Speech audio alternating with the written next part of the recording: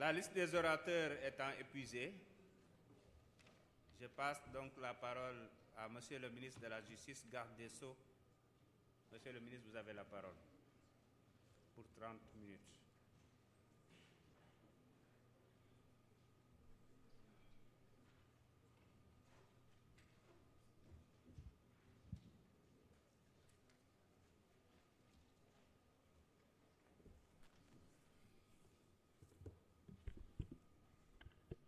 Je vous remercie.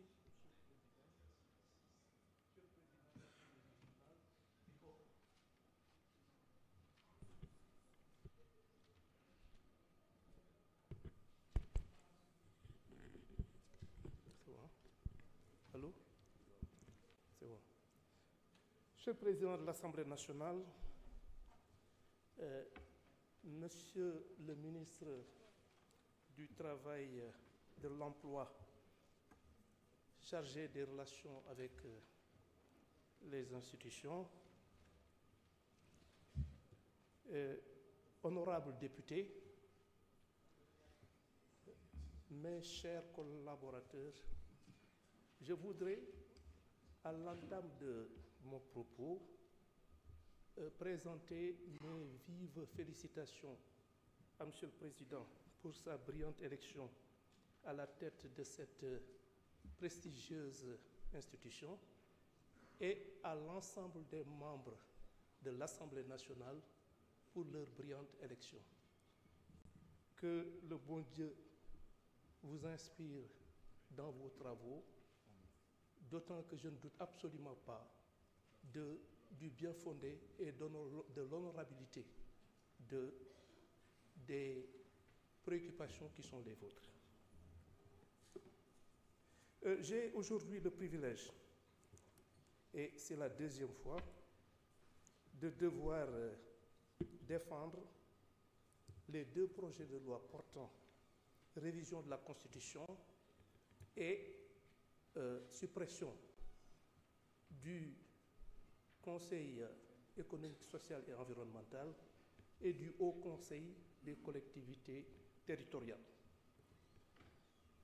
Certains ont eu à s'étonner de l'option par le gouvernement de la voie parlementaire. Je dois dire que leur étonnement m'étonne également, dans la mesure où c'est l'article 103 de la Constitution qui privilégie les deux moyens, les deux procédures applicables en la matière, soit la voie référendaire, soit la voie parlementaire. Et il appartenait au gouvernement de choisir la voie parlementaire, ce qu'il a déjà eu à faire dans le passé. Parce que dans la législature précédente, j'ai effectivement eu, pour les mêmes motifs, pour les mêmes motivations, à défendre ce projet de loi. Et en défendant ce projet de loi, ce sont les mêmes motivations qui reviennent. Lesquelles motivations concernent principalement la rationalisation des ressources de l'État. Et je l'avais déjà dit, nous savons tous que les ressources allouées à ces deux institutions, à mon sens, sont extrêmement importantes, substantielles, et ma conviction est que la suppression de ces institutions participe d'une véritable œuvre de salubrité budgétaire. Cela dit, le Conseil économique, social et environnemental, de 2012 à 2024, a coûté aux contribuables sénégalais plus de 65 milliards de non-francs. Et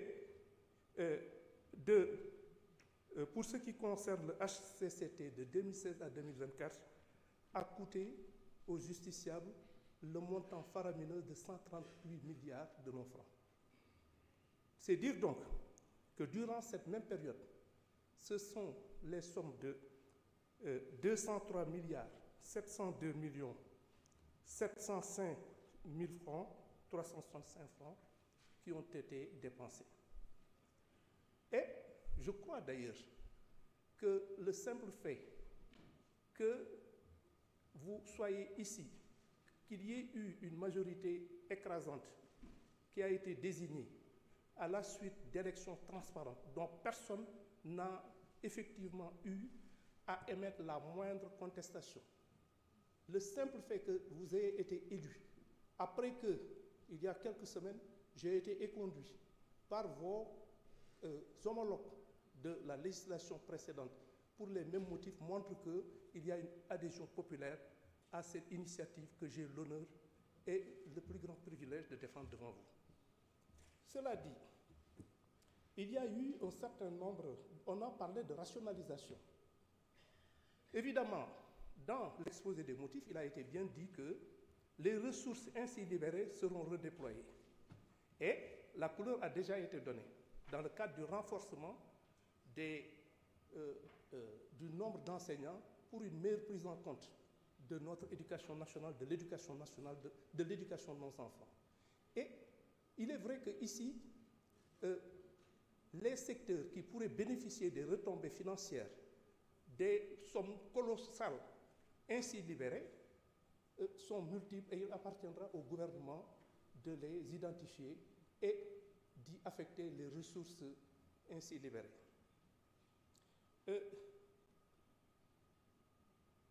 En dehors de cela, j'ai été interpellé sur un certain nombre de questions sur lesquelles je m'efforcerai de répondre de façon exhaustive.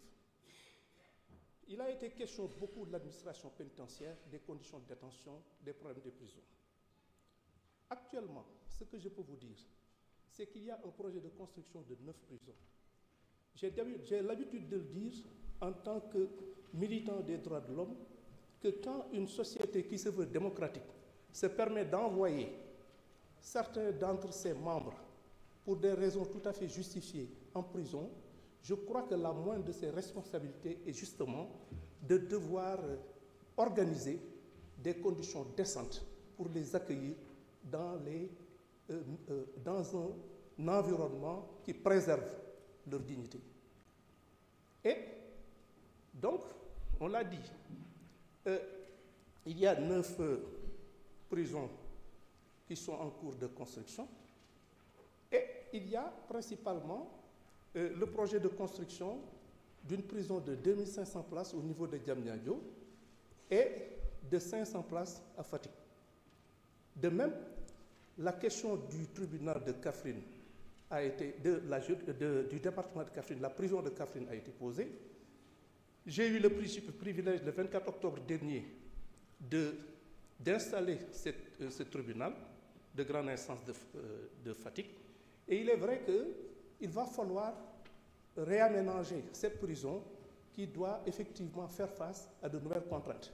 Des contraintes inhérentes au fait que, évidemment, il ne s'agit plus d'un tribunal d'instance, mais d'un tribunal de grande instance, avec tout ce que cela comporte comme aléas qu'il faudra prendre en compte. Et je crois que l'exposé tout à l'heure de l'honorable député Dang a été assez éloquent et ça entre dans le cadre de nos préoccupations et nous nous efforçons justement de régler ces questions. Cela dit, dans le cadre de l'amélioration des conditions de vie des détenus, il faut dire que jusqu'à présent, l'indemnité journalière est de 1152 francs par jour. Dans le cadre du projet de loi de 2025, cette somme de 1152 francs par jour et par détenu a été portée à 1300 francs. C'est vous dire donc que, qu'on le veuille ou pas, nous sommes dans cette dynamique avec les ressources que nous avons, avec aussi cette observation fondamentale que nous n'en sommes qu'au début. Pour les autres questions qui ont été posées, dans le cadre on nous a parlé de la lumière sur les morts que nous avons enregistrés depuis 2021. Une enquête est en cours et je crois d'ailleurs que c'est une question de principe et tout simplement de crédibilité. Je pense que si, pour des faits aussi graves qui ont ému tout le monde et dont certains, autant pour moi, se sont passés en direct, c'est-à-dire sous l'œil des caméras, que ces gens, que ces morts concernant nos compatriotes puissent rester impunis, ce serait un mauvais signal. Parce que ce serait tout simplement asseoir, qu'on le veuille ou pas, un climat d'insécurité que rien ne saurait justifier. C'est vous dire donc que c'est une question de principe.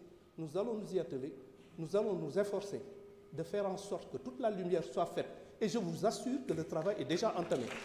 Toute la lumière sera faite et toutes les responsabilités seront établies et les personnes mises en cause, surtout les commanditaires, répondront de leurs actes.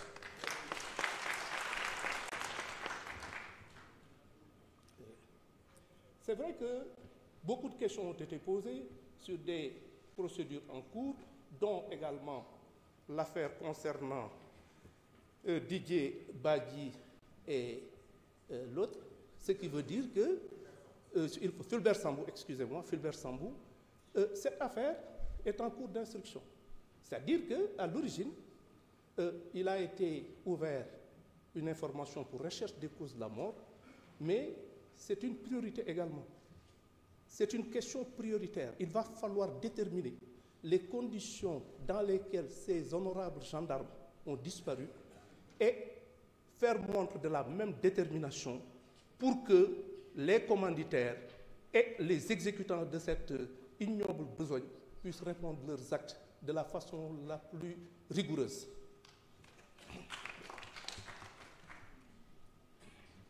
On nous a parlé de la création de nouvelles institutions. Je m'étonne que cela vienne de la part de personnes qui ont traversé les régimes et qui ont eu à être témoins de transformations du Conseil économique et social qui, effectivement, n'ont eu qu'à changer de nom avec les mêmes réalités. Ce que je peux dire, c'est qu'en tout état de cause, la création de nouvelles institutions n'est pas à l'ordre du jour. Parce qu'on a d'autres priorités, on a d'autres impératifs que nous nous efforcerons de respecter au mieux des intérêts des Sénégalais. Pour les autres affaires qui ont été évoquées, je rappellerai toujours que le temps de la justice n'est pas celui du politique. Mais encore une fois, toutes les affaires qui méritent de trouver une solution au mieux des intérêts de la République, toutes ces affaires feront l'objet d'un traitement particulier. J'ai été interpellé sur, en particulier, un certain nombre de questions, notamment le cas de la dame Mariama Sagna. Un honorable député a posé son cas. Dans cette affaire, il y a eu 2 personnes qui ont été jugées. Il s'agit de Saliou Boy et Ousseynou Diop. Ils ont été poursuivis pour association de malfaiteurs, viol collectif, meurtre, avec usage d'un moyen de vol en réunion, commis la nuit avec usage d'un moyen de locomotion. Cette affaire a été jugée par la chambre criminelle du tribunal de grande instance de Pikine-Guédiawaye le 2 janvier 2024. Et les accusés ont été condamnés à la réclusion criminelle à perpétuité. Les intérêts de la partie civile ont été réservés. Bon, pour les autres affaires qui ont été évoquées, on nous a parlé des fonds Covid. Ces fonds Covid font l'objet d'une information. Et toute la lumière sera encore une fois apportée à l'ensemble de ces affaires qui feront l'objet, effectivement, si c'est d'un suivi rigoureux de la part, effectivement, de mes services. Bien. On a parlé de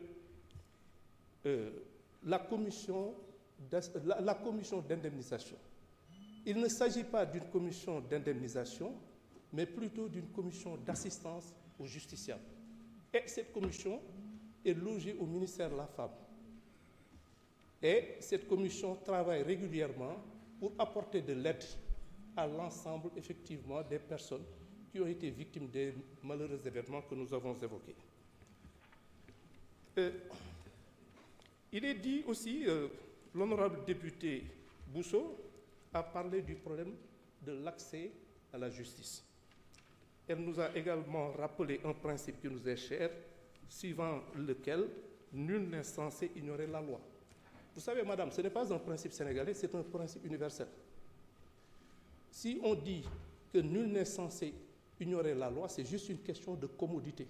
Une question de commodité dans la mesure où les lois, quand on les vote, quand vous les votez, et que ces lois sont promulguées et publiées, mais personne ne peut invoquer devant une juridiction « je ne suis pas au courant ». Sinon, on ne va condamner absolument personne. Si effectivement on pouvait dire que « ah, bande xawma woon ni loolu yoon daf ko tere ». Mais attendez, en ce moment-là, les palais de justice, les tribunaux seraient tout simplement impuissants à régler ce genre de choses. C'est dire donc que, comme j'ai l'habitude de le dire, c'est une question de commodité parce qu'on ne peut pas faire autrement. Évidemment, comme vous le suggérez, il y a possibilité de faire en sorte qu'il y ait une meilleure vulgarisation de ces infractions. Dans le cadre de l'école, dans le cadre de certaines associations sportives, par tous les moyens susceptibles justement de faire en sorte que l'écrasante majorité, sinon la totalité de nos populations, puissent être au courant de certaines infractions. Mais en tout état de cause, on est dans cette dynamique. Et puis, l'érection de plusieurs maisons de justice au niveau de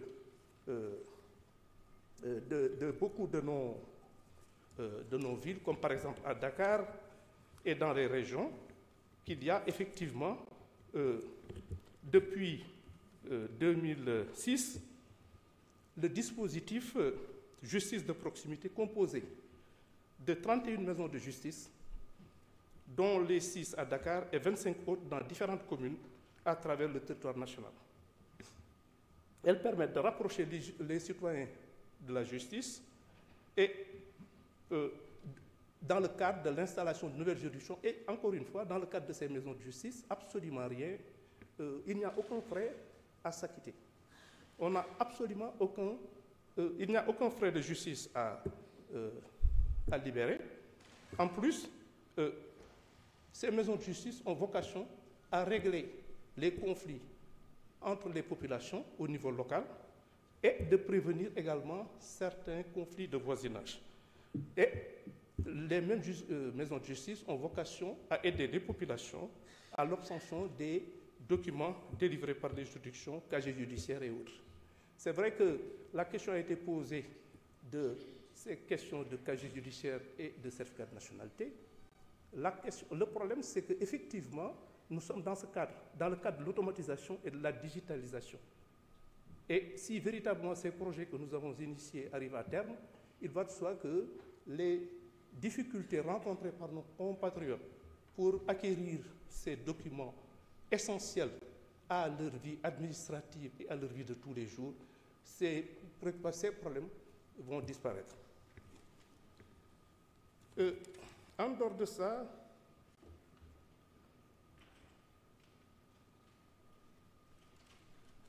certaines autres questions ont été posées.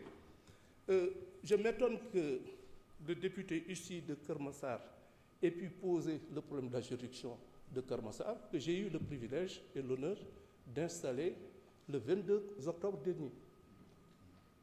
Donc, le problème du tribunal d'instance de Keur Massar est réglé. C'est un tribunal qui a été installé par moi-même sous ma présidence le 22 octobre dernier et c'est un tribunal qui est devenu fonctionnel.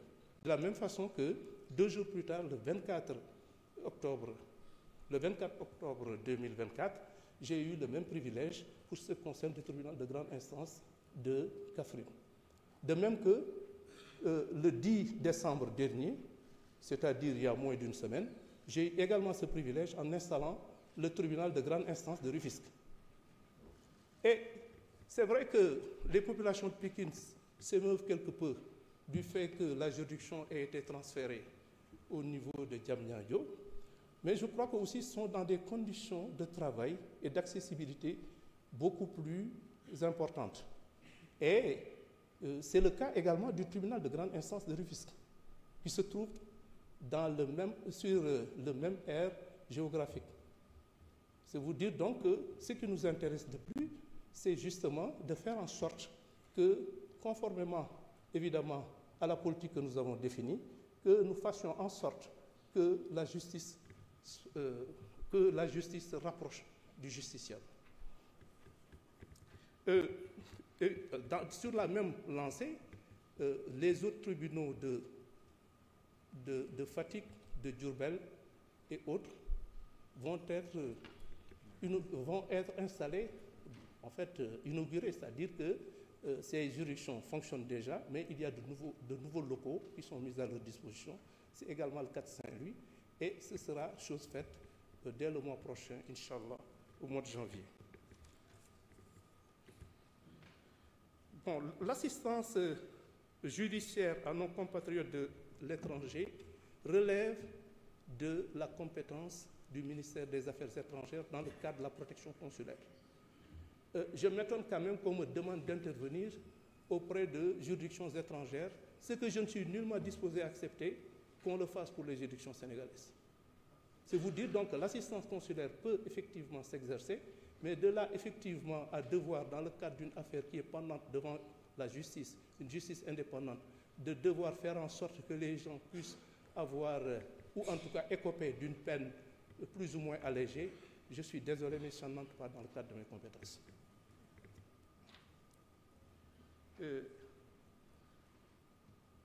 On a également parlé du tribunal de Salémata en état de délabrement.